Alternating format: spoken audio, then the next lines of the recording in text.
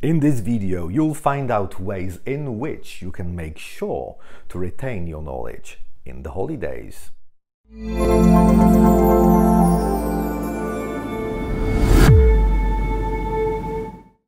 I dedicated this video to Artem, who requested it, and to all my students. Brain is almost like a muscle. If you use it, if you exercise, it will grow. If you stop using it, it loses strength, and that's a fact. The information you have once learned will be lost over time if you don't attempt to use it. Psychologists know it ever since the end of the 19th century, when Mr. Herman Ebbinghaus described the forgetting curve. According to Mr. Ebbinghaus, and also all modern psychologists specializing in the theory of teaching and learning, the information once learned will be quickly forgotten if we don't repeat it actively. In other words, to retain knowledge, we all need to strengthen our memory by repetition, which is based on active recall.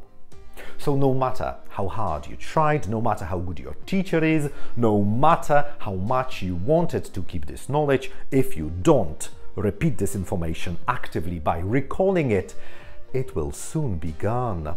Does it mean that the thing you have once learned can be forgotten for good, forever, for always? The answer is yes. The only way to keep your knowledge and to keep progressing is actively recalling this acquired information. And can you guess when most students forget most of the knowledge they have acquired? Can you? If you say it's the summer holidays, you are right. In some countries where knowledge and education are appreciated and regarded and very important, well, most students have holidays from 2 to 3 weeks in the summer. But did you know that there are some countries in which students have as much as 3 months of summer holidays? And of course, they love it, they can relax a lot, but little do they realize that they lose much more than they gain. And no matter how hard they've studied throughout the entire school year or semester, after such a long summer holiday, they come back to schools and universities with seriously reduced knowledge. Remember this analogy that I gave you about the brain and muscles? Well, for your brain, such a long summer break is the equivalent of slouching on the couch for the muscles. Imagine what your wonderful, beautiful muscles would look like after slouching on the couch for 3 months non-stop. It's not a pretty picture, is it?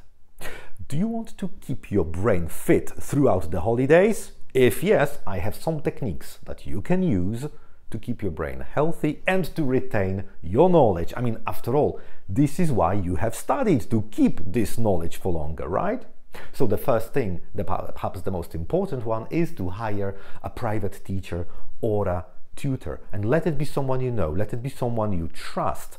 After all, you do not want to experiment with someone new who can damage all the knowledge, right? So let it be someone with a great experience and really outstanding skills in the knowledge you are trying to retain.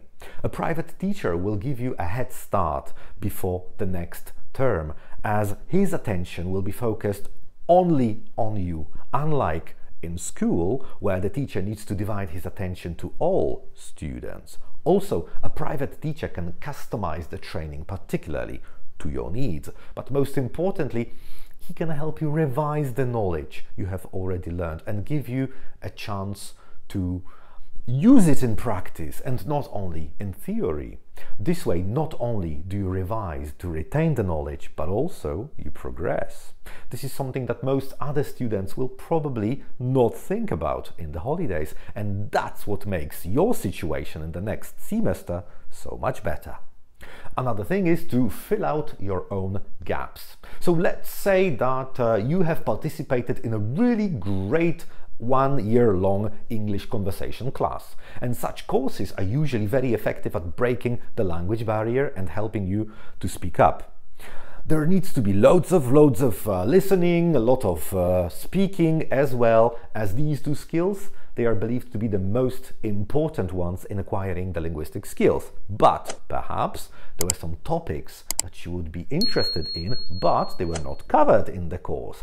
That's perfectly natural, because no one has ever created a course that would be able to cover all the topics in the universe, not even university courses. But now, between the terms, it is your chance to fill out these gaps. Are you interested in the IT vocabulary? Learn it in the holidays. Would you like to practice some reading skills? Do it before the next school year starts. Of course, if you like the #1 hint I gave you about hiring a private teacher or a tutor, you should most definitely do it together. It's going to be even more effective this way. Another thing is to set realistic goals for yourself. All right? So first of all, they need to be realistic. If it's summer holidays now, well, you will want to benefit from the beautiful weather, go cycling more often, spend more time with your friends and family. That's perfectly fine. And this is why your goal should take all that into consideration. In other words, if you plan to study English 5 hours every day, there is a big chance you are going to fail miserably. If you plan to spend 1 hour daily, now that's a different story. You have a huge chance to succeed. Of course, your goals should always be adjusted to your own personal skills and your own personality traits. Is there anyone who can set these goals for you? The answer is no. It should always be you. It's because you and you alone know yourself the best, and only you can tell what your goals are. Another thing is to study in small chunks. When you revise your knowledge actively, make sure to do it in really small chunks. Instead of trying to cover, let's say, all the material in 1 or 2 hours, spend each session on one small piece of material that you have already learned.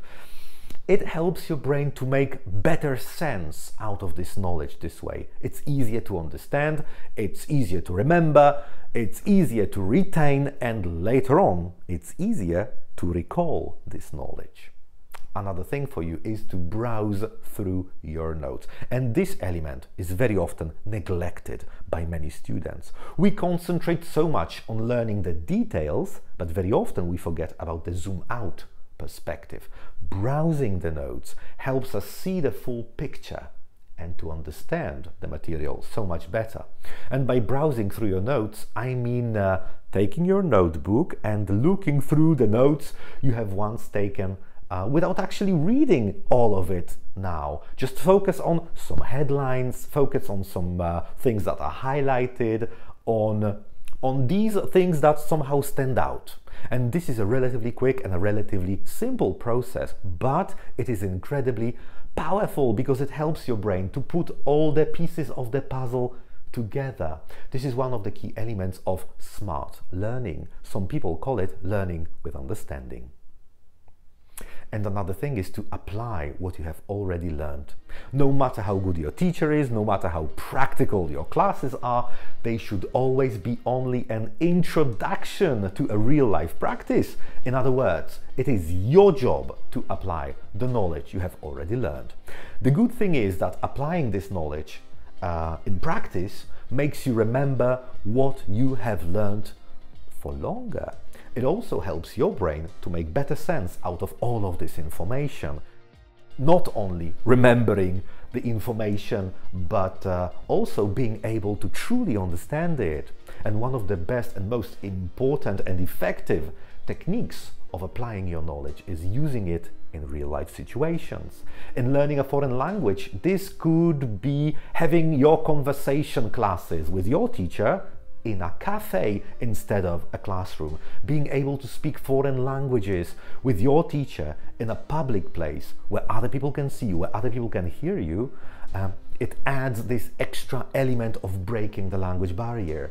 Speaking on the recent news, latest events, your jobs, your dreams, maybe your private life, not only makes you a better learner, but it also gives you a true practical skill that you may never gain in the classroom. Another thing is to target your weaknesses. In a regular classroom, there is no place for targeting your own weaknesses. This can be done only in one-to-one lessons. So use this summer break to target your own weaknesses. If pronunciation is your Achilles foot, let your tutor help you work on it. This way, you will be able to start the next semester as a much stronger learner. It will also boost your confidence to see how much progress you have made in comparison to your classmates who have just spent their holidays intellectually slouching on the couch. So, what are your own ideas to retain your knowledge in the holidays? Are you a bit afraid that you may lose some of the things you have already learned? Let me know in the comments, or just simply say hi. I'll speak to you next time. Take care.